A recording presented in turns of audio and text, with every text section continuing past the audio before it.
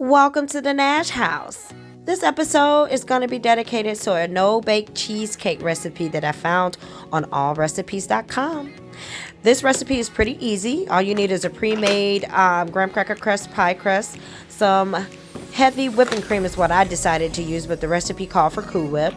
Granulated sugar, sour cream, and a block of cream cheese.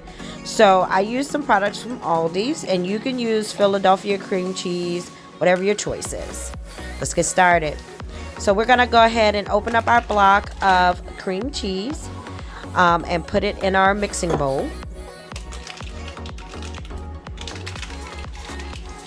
It's a little tough, doesn't want to come out.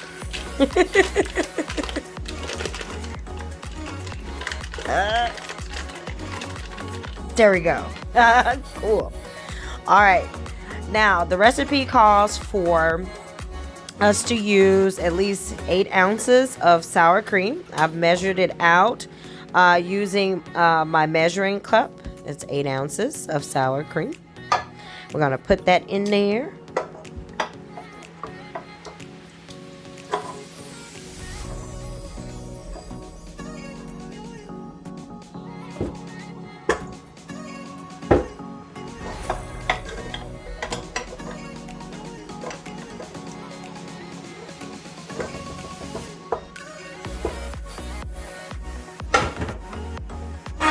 Now we have to use 1/3 cup of granulated sugar.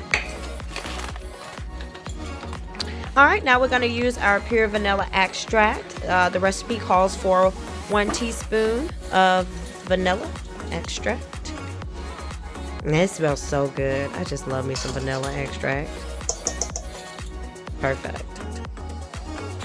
All right, now we're going to combine all of those ingredients together just to make it as smooth as we can. I found that once I put this on a higher mixing speed, mine goes up to 10. I use a KitchenAid mixer.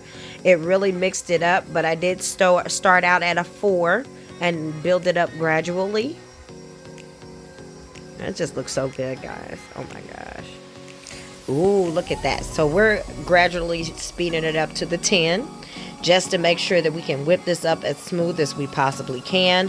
The only step that I did not get to follow from Allrecipes is to allow the cream cheese to soften. This one came straight out the refrigerator. So you're going to take that mixing bowl out, and we're going to put in a different one to do this step that I had to do because I couldn't find any Cool Whip.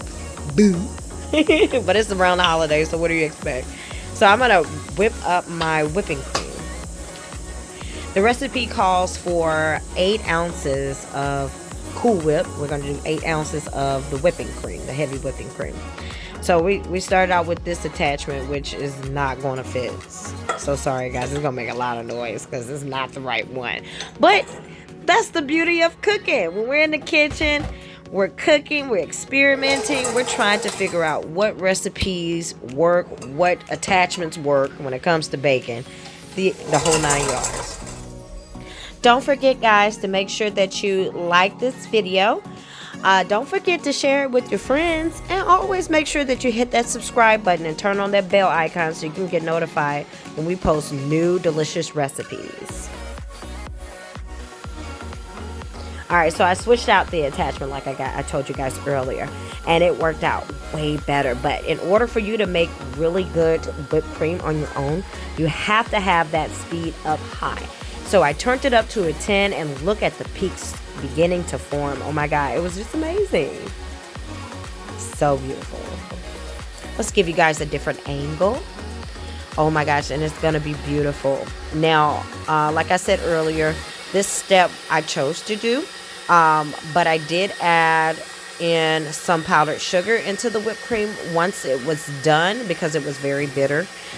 You can add powdered sugar if you would like to, or just use the Cool Whip. I would prefer that. So after you get the whipping cream in, you fold it in with the spatula.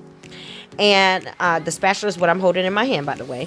And you just put it in the pie crust. Oh, look at that. It's so beautiful. This needs to actually refrigerate for, the recipe calls for 30 minutes. I let mine kind of stay in overnight just to see if it would hold up a little stronger. And we'll take a look. I have some still shots of how it actually turned out the next day. Look at that. It's just so beautiful. Thank you so much again for watching, guys. Welcome to the Nash House.